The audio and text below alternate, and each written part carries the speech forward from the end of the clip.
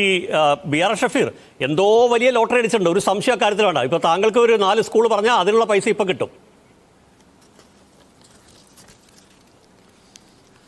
പിന്നെ 263 ദിവസക്കാലമായിട്ട് തിരുവനന്തപുരത്ത് പിണറായി വിജയന്റെ മൂക്കിന്റെ താഴെ സെക്രട്ടറിയുടെ മുമ്പിൽ സമരം ചെയ്യുന്ന ആശാ വർക്കർമാർക്ക് 33 രൂപ. നിങ്ങൾ ആലോചിച്ച് നോക്കണം. 21,000 രൂപയ്ക്ക് മുകളിൽ ചോദിച്ചപ്പോൾ 7,000 ആണ് വാർഷികമായിട്ട് കൊടുത്തത്. 33 രൂപ, കേവലം 33 രൂപ കൂട്ടിയിട്ട് വന്നിരുന്നത് പറയുക ഞങ്ങൾ കൊടുക്കുകയല്ലേ, വലിയ കാര്യമല്ലേ. 160 രൂപ ഉമ്മൻചാണ്ടി സർക്കാരിന്റെ കാലത്ത് 10 കൊല്ലം മുമ്പ് 160 രൂപ ഉണ്ടായിരുന്ന റബ്ബറിന്റെ വില ഇന്ന് വിലസ്ഥിരതാ ഫണ്ട് പ്രകാരം 500 ആവേണ്ടതിന് പകരം അത് 160 200 ആക്കിയിട്ട് പറയാണ്. വലിയ സംഭവമാണ് കേട്ടോ. ഈ കോടിക്കണക്കിന് രൂപ ഞാനും നിങ്ങളും അയ്യപ്പദാസും അനിൽകുമാറും ഉല്ലാസുമെല്ലാം കേരളത്തിൽ 1 ലിറ്റർ പെട്രോൾ അടിക്കുമ്പോൾ 2 രൂപ ചോർത്തിയെടുത്ത് കൊണ്ടുപോയി കോടിക്കണക്കിന് രൂപ പെൻഷൻ കൊടുക്കാൻ എന്ന പേരിൽ പെട്രോളിയം സെസ്സിൽ പിരിച്ചു കൊണ്ടുപോയിട്ട് അത് കഴിഞ്ഞ 5 കൊല്ലത്തിനിടയിൽ 1 രൂപ കൂട്ടാത്തവർ പഞ്ചായത്ത് ഇലക്ഷന് മുമ്പ് വന്നിട്ട് ആ കോടികളെടുത്ത് വകമാറ്റിയിട്ട് ശേഷം ഇപ്പൊ വന്നിട്ട് പറയാണ് ഞങ്ങളിതാ സാധാരണക്കാരൻ ഇവിടെ നിൽക്കല്ലേ. ഞാൻ ഒരു കാര്യം നിങ്ങളുടെ അടുത്ത് പറഞ്ഞുതരാം, ഇത് കേൾക്കുന്ന ജനങ്ങളോടാണ്. ഒരു തേങ്ങ നമ്മൾ മാർക്കറ്റിൽ പോയിട്ട് വാങ്ങിയാൽ ഒന്ന് കുലുക്കി നോക്കും, അതാണ് കേരളം. ഒരു പേന നമ്മൾ എഴുതാൻ വാങ്ങിയാൽ ഒന്ന് ഉരച്ചു നോക്കും, ഒന്ന് വായിച്ചു ഒന്ന് നോക്കും. എന്നാൽ ഒരു സംസ്ഥാന സർക്കാർ കഴിഞ്ഞ സർക്കാർ വന്നപ്പോൾ ആ സർക്കാരിനെ ഒന്ന് ഉരച്ചു നോക്കാനുള്ള ഉരകലില്ലാത്ത ഒരൊറ്റ കുഴപ്പം കൊണ്ടാണ് ഇവർ ഇത്രമാത്രം പല പോലെ വളർന്നത്. ഞാൻ ഒരു കാര്യം കൂടെ നിങ്ങളുടെ പറഞ്ഞുതരാം. കിറ്റ് കൊടുത്തില്ല അവര്. കഴിഞ്ഞ പഞ്ചായത്ത് ഇലക്ഷന് മുമ്പാണല്ലോ കിറ്റ് കൊടുത്തത്. കേരളത്തിലെ ജനങ്ങളും പാവപ്പെട്ട സ്ത്രീകളും വിചാരിച്ചു 5 കൊല്ലം കൂടി കിറ്റ് ഞങ്ങളുടെ വീട്ടിൽ കിട്ടും. എല്ലാവരും കൊണ്ട് കുത്തിക്കൊടുത്തു. എന്താ സ്ഥിതി? ഇലക്ഷൻ അധികാരത്തിൽ വന്ന് സത്യപ്രതിജ്ഞ ചെയ്തതിന്റെ അടുത്ത മാസം മുതൽ കിറ്റ് പിന്നെ കണ്ടിട്ടില്ല. അതുപോലെയുള്ള ഈ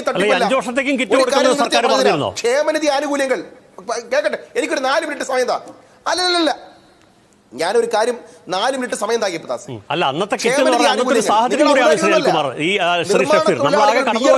വിയർപ്പൊടിക്ക് ക്ഷേമനിധിക്ക് അടച്ച പണം നിങ്ങളൊരു കിറ്റ് കൊടുത്ത തെറ്റെന്ന് ഞാൻ പറയുന്നില്ല. അതെന്തോ വലിയ സംഭവമായിട്ട് അവതരിപ്പിച്ചുകൊണ്ടാണ് ഞങ്ങളത് പറയുന്നത്. ഇനി ഒരു കാര്യം പറഞ്ഞുതരാം. ക്ഷേമനിധി ആനുകൂല്യങ്ങൾ അയ്യപ്പദാസ് തൃശൂർ റൗണ്ടിലൂടെ നടക്കണം. സാധാരണക്കാരായ കൊത്തന്മാരില്ലേ, പാവപ്പെട്ട കയ്യാളുകളും നിർമ്മാണ തൊഴിലാളികൾ, അവരുടെ ഏകദേശം 797 കോടി രൂപ അവർ അംശാദായി അങ്ങോട്ട് അടച്ചതാണ്.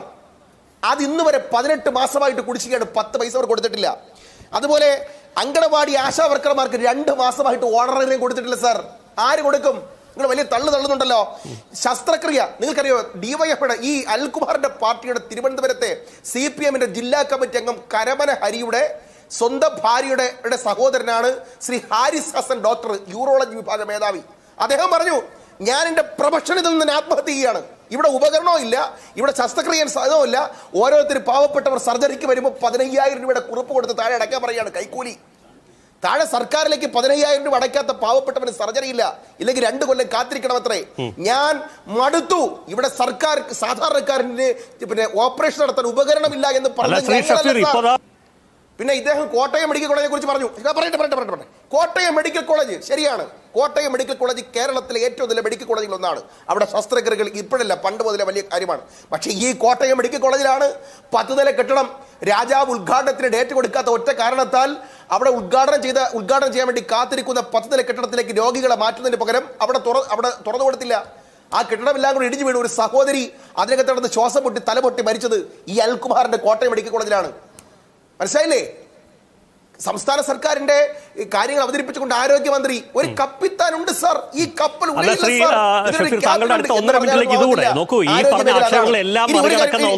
സർക്കാർ വൈകിയാണെങ്കിലും നിങ്ങൾ വൈകി ഇപ്പോഴല്ലേ ഇലക്ഷന് തലേന്നല്ല എന്നൊക്കെ ചോദിക്കും. എപ്പോഴാണെങ്കിലും സർക്കാർ ചെയ്യുന്നുണ്ടെങ്കിൽ ജനം അത് കാണുമെന്നുള്ളതാണ് എന്റെ ചോദ്യം.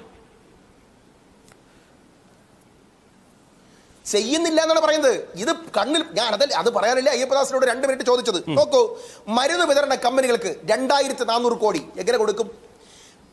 പിന്നെ ഹാർട്ട് ഓപ്പറേഷന്റെ സ്റ്റെന്ത് ഉൾപ്പെടെയുള്ള ഉപകരണങ്ങൾ കൊടുക്കാനുള്ള 4,600 കോടി രൂപ ഈ ഉപകരണ കമ്പനികൾക്ക് ഈ സർക്കാർ കൊടുത്തിട്ടില്ല.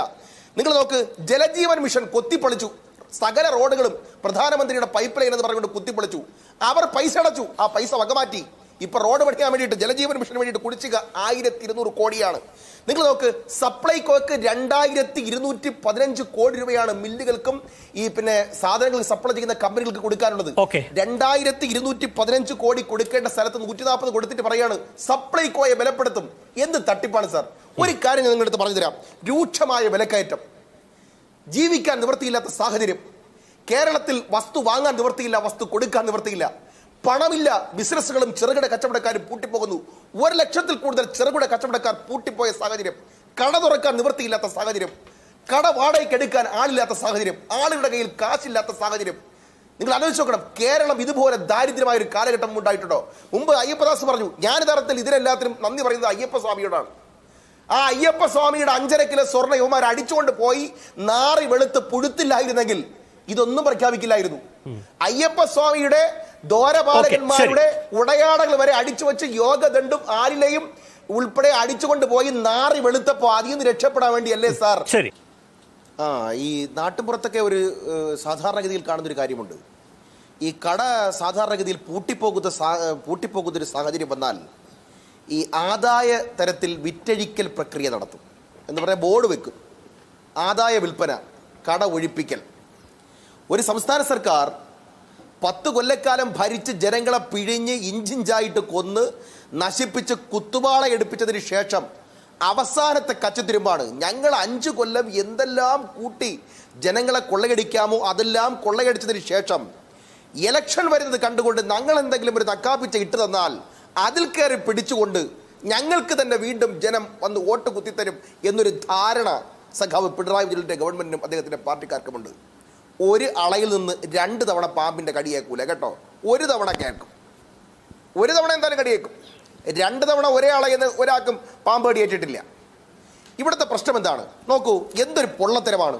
എന്തായിരുന്നു ഇവരുടെ പ്രകടന പത്രിക? പെൻഷൻ 2500 ആക്കും. ഈ കഴിഞ്ഞ 5 കൊല്ലത്തെ കണക്കെ ഞാൻ എടുക്കുന്നുള്ളൂ. 5 കൊല്ലത്തിനിടയിൽ 100 രൂപയെങ്കിലും അവർ കൂട്ടിയില്ല. ഈ 5 കൊല്ലക്കാലം, 10 കൊല്ലം ഞാൻ വിടുകയാണ് കേട്ടോ, 5 കൊല്ലക്കാലത്തിനിടയിൽ 100 രൂപ പോലും കൂട്ടാത്തവർ പഞ്ചായത്ത് ഇലക്ഷന് 1 മാസം ബാക്കി നിൽക്കവേ ഒറ്റ പ്രഖ്യാപനമാണ്. 300 നിന്ന് 600 ആക്കി ഉമ്മൻചാണ്ടി സർക്കാർ. അതിൽ നിന്നാണ് 1600ലേക്ക് ഇവർ കൊണ്ടുവന്നത്. അതൊരു ഫാക്റ്റാണ്. അപ്പോൾ അതുകൊണ്ട് 2016, 21 പറയണ്ട. അയ്യപ്പദാസെ ഞാൻ നിങ്ങളുമായി തർക്കത്തിന് പറയില്ല. അയ്യപ്പദാസിനെ വെല്ലുവിളിച്ചുകൊണ്ട് പറയാം, 75 വയസ്സ് കഴിഞ്ഞവർക്ക് 1200 രൂപ ഇന്ത്യ രാജ്യത്ത് ആദ്യമായി പെൻഷൻ കൊടുത്ത, കേരളത്തിൽ പെൻഷൻ കൊടുത്ത മുഖ്യമന്ത്രി പിണറായി വിജയൻ, മുഖ്യമന്ത്രി ശ്രീ ഉമ്മൻചാണ്ടിയാണ്. എന്റെ കയ്യിൽ രേഖയുണ്ട്. നിങ്ങൾക്ക് തർക്കിക്കാവോ? ഇല്ലില്ല. അയ്യപ്പദാസിനെ തർക്കിക്കാൻ പറ്റില്ല. ശരിയാണ്, അത് ആ പ്രായ കാറ്റഗറിയിലാണ്. നമ്മൾ ഇന്ന് ഈ പറയുന്ന പോലെ പൊതുവായ ക്ഷേമ പെൻഷൻ 1600 എന്ന് പറയുന്ന പോലെ അല്ല, അത് ആ വിഭാഗത്തിൽപ്പെട്ടവർക്ക്. ശരിയാണത്.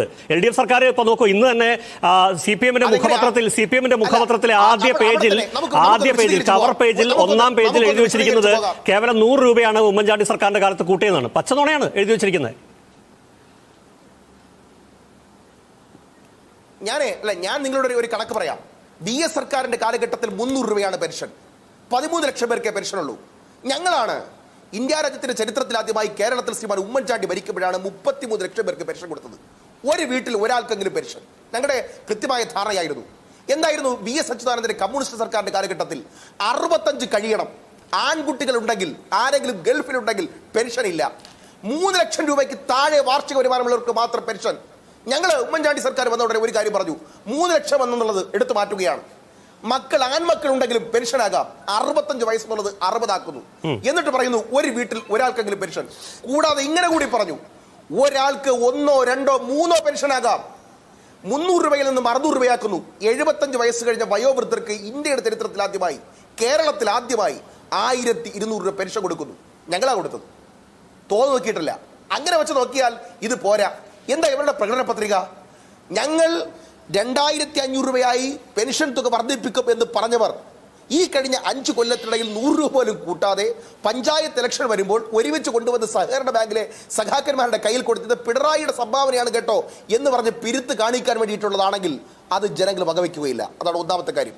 2, 1956 കേരളം ഉണ്ടായത് മുതൽ ശ്രീ ഉമ്മൻചാണ്ടി സർക്കാർ ഒഴിയുന്നവരെ കേരളത്തിലെ കടം 1 ലക്ഷം കോടിയാണ്. അത് പിന്നെ EMS സർക്കാരിന്റെ കാലഘട്ടം മുതൽ ഇങ്ങ് ഉമ്മൻചാണ്ടി സർക്കാരിന്റെ കാലഘട്ടം വരെ 1 ലക്ഷം കോടിയെ കടമുണ്ടായിരുന്നുള്ളൂ. ഉമ്മൻചാണ്ടി സർക്കാർ ഒഴിഞ്ഞ് 10 കൊല്ലമായപ്പോ 4.25 ലക്ഷം കോടി രൂപയുടെ കടമാണ്. എന്ന് പറഞ്ഞാൽ ജനിച്ചു വീഴുന്ന കുട്ടി ഉൾപ്പെടെയുള്ളവർ കോടിക്കണക്കിന് രൂപയുടെ കടത്തിലേക്ക് തള്ളിവിടപ്പെട്ടു. എന്താ ഇദ്ദേഹം കുറെ കണക്കുകളൊക്കെ പറഞ്ഞല്ലോ. എങ്ങനെ എത്ര കടമുണ്ടായത്? ആ കടം എങ്ങനെ ഇത്രമാത്രം പെരുകിയത്? ഇവർക്ക് നികുതി പിരിക്കാൻ അറിയുമോ? അതാണ് അതിനെ സംബന്ധിച്ച് പറയാനുള്ളത്. ഇനി നിങ്ങളുടെ ഒരു പ്രഖ്യാപനം ഞാൻ പറഞ്ഞുതരാം. എന്താണ് പ്രഖ്യാപനം? നോക്കൂ, പിന്നെ സർക്കാർ ജീവനക്കാർക്ക് ഞങ്ങൾ ഗഡു 4% ഗഡു കൂടി വർദ്ധിപ്പിക്കുന്നു. എത്ര ശതമാനം കുടിശ്ശിക ഉണ്ടെന്ന് അവർ പറയണ്ടേ? എത്ര ശതമാനം കുടിശ്ശിക? 13% കുടിശ്ശിക ഇപ്പോഴും ബാക്കിയാണ്. ഈ പ്രഖ്യാപനം നടത്തിയാലും 13% കുടിശ്ശികയാണ്. 2022 ജൂലൈ മാസത്തിൽ കൊടുക്കേണ്ട പിന്നെ 4% ഗഡുവാണ് ഇപ്പോ കൂട്ടിയെന്ന് പറഞ്ഞത്. 1 രൂപയും കൂട്ടിയിട്ടില്ല. മാത്രമല്ല ജീവനക്കാർക്ക് അതുകൊണ്ട് നഷ്ടമേ ഉണ്ടായിട്ട്. ഒരു കാര്യം നിങ്ങൾ എടുത്ത് പറഞ്ഞുതരാം. എന്താണ് ഒരു സർക്കാരിന്റെ ആത്മാവ് എന്ന് പറയപ്പെടുന്നത്? ഏതൊക്കെ വകുപ്പുകളാ? ഒരു സർക്കാരിന്റെ നയം എന്ന് പറയുന്നത് ഏതൊക്കെ വകുപ്പുകളാ? ഒന്ന് ആഭ്യന്തരമാണ്, ഒന്ന് വിദ്യാഭ്യാസമാണ്. ആഭ്യന്തര വകുപ്പിനെയും വിദ്യാഭ്യാസ വകുപ്പിനെയും കൊണ്ടുവന്ന് RSSന്റെ ആലയത്തിൽ പണയം വെച്ചിട്ട് 1400 കോടി രൂപ വാങ്ങാൻ വേണ്ടി പോയവരെ കുറിച്ചാണ് നിങ്ങളിത് പറയുന്നത്. ഇവിടെ കേന്ദ്ര സർക്കാർ ഞങ്ങളെ വല്ലാതെ ഞെരുക്കിയില്ലേ? കേന്ദ്രത്തിനെതിരായി ഞങ്ങളല്ലേ പോരാടി എന്നൊക്കെ പറയുന്നവരുണ്ടല്ലോ. ഇവിടെ ചില കണക്കുകളൊക്കെ പറഞ്ഞല്ലോ. വെറും കേവലം 1400 കോടി രൂപയ്ക്ക് വേണ്ടി കേരളത്തിൽ നിങ്ങൾ ആലോചിച്ച് നോക്കണം. ജോസഫ് മുണ്ടശ്ശേരിയുടെ കാലഘട്ടം മുതൽ കൊണ്ടുവന്ന വിദ്യാഭ്യാസ നയത്തെ കൊണ്ടുവന്ന് RSSന്റെ ആലയത്തിൽ പണയം വെച്ച് അവസാനം CPIയുടെ അടിയും കൊണ്ട് പുളിയും കുടിച്ച് പിന്മാറേണ്ടി ഗതികേടുണ്ടായ ഒരു പാർട്ടിയുടെ വക്താവ് വന്നിട്ട് പറയുകയാണ് ഞങ്ങൾ കേന്ദ്രത്തിനെതിരായിട്ട് മുട്ടിയില്ലേ. അതാണ് ഒരു കാര്യം. അപ്പൊ ആഭ്യന്തരവും വിദ്യാഭ്യാസവും കൊണ്ടുവന്ന RSSന് പണയം വെച്ച് 1600 കോടി രൂപയ്ക്ക് PM ശ്രീ ഒപ്പിട്ടവർ പറയാണ് 10,000 കോടി രൂപയുടെ ഈ അധിക പണം എങ്ങനെ ഉണ്ടാക്കും? അയ്യപ്പദാസിയുടെ ഒറ്റ ചോദ്യം, ഡിസംബർ വരെ കേന്ദ്രത്തിൽ നിന്ന് കടമെടുക്കാനുള്ള പരിധി എത്രയാ? 10,000 കോടിയാ. ആ 10,000 കോടി എടുത്തു കഴിഞ്ഞു. ഈ 10,000 കോടി രൂപയുടെ ബാധ്യത എങ്ങനെ എടുക്കും? കേന്ദ്ര സർക്കാരിന്റെ കടമെടുപ്പിന്റെ പരിധി കഴിഞ്ഞു.